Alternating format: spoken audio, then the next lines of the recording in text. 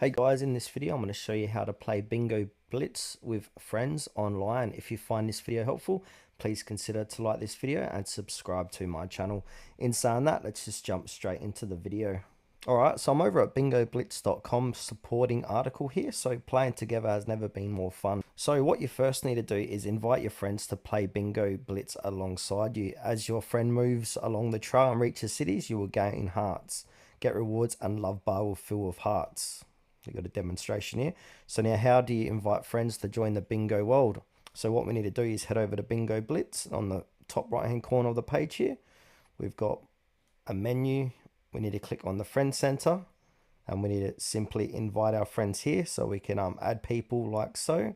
So you can search by their ID. So find players with a unique user ID. Once found, you can send them a Blitz Buds request and add them as friends.